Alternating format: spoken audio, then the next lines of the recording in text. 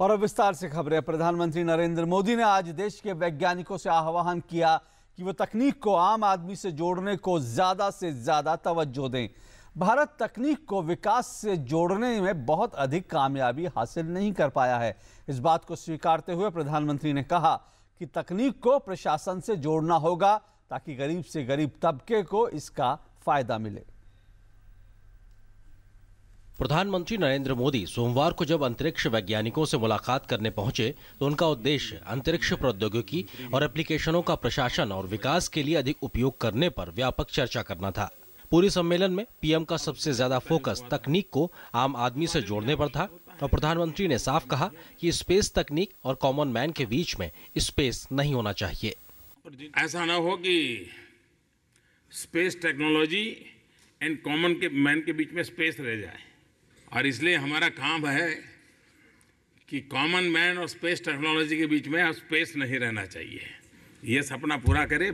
दैनिक शासन में अंतरिक्ष अनुप्रयोगों के उपयोग पर आयोजित एक दिवसीय राष्ट्रीय बैठक के विशेष सत्र को संबोधित करते हुए प्रधानमंत्री ने इस बात को स्वीकार किया कि हम स्पेस तकनीक को विकास से जोड़ने में बहुत अधिक कामयाब नहीं हो सके हैं। पीएम ने इसे विकास के हर पहलू से जोड़ने पर जोर दिया। विक्रम साराभाई ने उस समय जो दर्शन किया था, आज हम देख रहे हैं कि हम स्पेस के माध्यम से, हमारे साइंस के माध्यम से, हमारे इसरो के माध्यम से जो कुछ भी अचीव हुआ है, आज हम देश के विकास में कहीं न कहीं इसको जोड़ने का कम अधिक मात्रा में सफल प्रयास हुआ है। प्रधानमंत्री ने इस मौके पर वैज्ञानिकों की तारीफ करते हुए कहा कि उनकी सफलताएं देश के लिए गौरव की बात है। पीएम ने इस बात का जिक्र किया कि कैसे शुरुआत से ही इस बात पर विवाद रहा है कि भारत जैसे गरीब देश को इन चक्रों में नहीं पड़ना चाहिए। पीएम ने डॉक्टर विक्रम साराभाई की बात का जिक्र करते हुए कहा कि उनका सपना आज पूरा हो रहा है। विक्रम साराभाई ने उस समय जो दर्शन किया था, आज हम देख रहे हैं कि हम स्पेस के माध्यम से, हमारे साइंस के माध्यम से, हमारे इसरो के माध्यम से जो कुछ भी अचीव हुआ है, आज हम देश के विकास में कहीं न कहीं इसको जोड़ने का कम अधिक मात्रा में सफल प्रयास हुआ है। प्रधानमंत्री ने कहा कि आज का युवा तकनीक का बेहद शौकीन है और इस तकनीक को विकास और शासन से जोड़ना होगा। पीएम ने तकनीक को गरीब से गरीब तबके से जोड़ने की जरूरत पर जोर दिया है। लास्ट मैन सेंटर में है और हमारे लिए यही आवश्यक है कि हम लगातार नई नई चीजों पर कैसे सोचें, इन व्यवस्थाओं का कैसा उपयोग किया जाए। गौरतलब है कि इससे पहले आंध्र प्रदेश के श्रीहरिकोटा में सतीश धवन अंतरिक्ष केंद्र पर 30 जून 2014 को अपने संबोधन के दौरान प्रधानमंत्री नरेंद्र मोदी ने अंतरिक्ष विज्ञान से शासन और विकास में अंतरिक्ष विज्ञान का प्रयोग बढ़ाने का आग्रह किया था।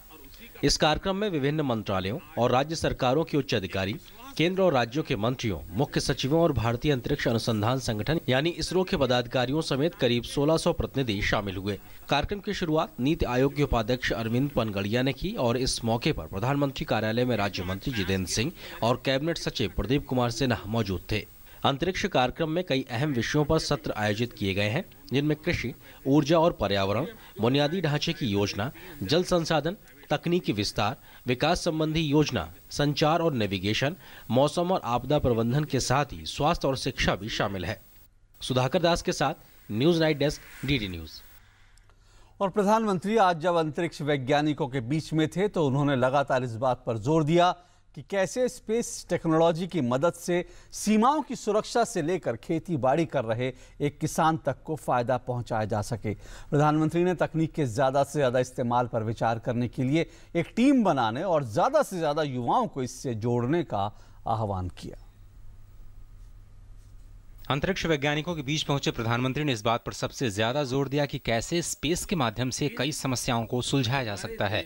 उन्होंने उदाहरण देकर समझाया कि कैसे रेलवे जैसी सुविधाओं में भी इसका लाभ लिया जा सकता है। क्या हमारे इंजन में जो इंजन ड्राइवर है उसको हम इस प्रकार का मॉनिटर स्क्रीन दे सकते हैं क्या, और सैटेलाइट कनेक्टिविटी हो, और जहां भी अनमैन क्रॉसिंग होते हैं उसको पहले से वार्निंग मिले अपने मॉनिटर पर। स्पेशल प्रकार का लाइटिंग हो और हॉर्न बजे और 2-4 किलोमीटर पहले से शुरू हो सकता है क्या? वहाँ ऐसे ही देखते देखते मेरे मन में विचार आया था। मैंने वहाँ जो इंजीनियर्स वगैरह थे उनके सामने विषय रखा, लेकिन क्या सैटेलाइट भी अनमैन्ड रेलवे क्रॉसिंग के अंदर सुरक्षा के लिए काम आ सकता है क्या? हमारे साइंटिस्टों को काम दिया गया और मैं देख रहा हूं कि 3-4 महीने के भीतर भीतर वो रिजल्ट लेकर के आ गए। पीएम ने बताया कि कैसे वाइल्ड लाइफ, हाईवे अतिक्रमण, रोड टैक्स और खुदाई तथा बंजर भूमि के अधिक से अधिक उपयोग में स्पेस तकनीक का इस्तेमाल हो सकता है। हाईवेज पर बड़े इंक्रोचमेंट की चिंता होती है।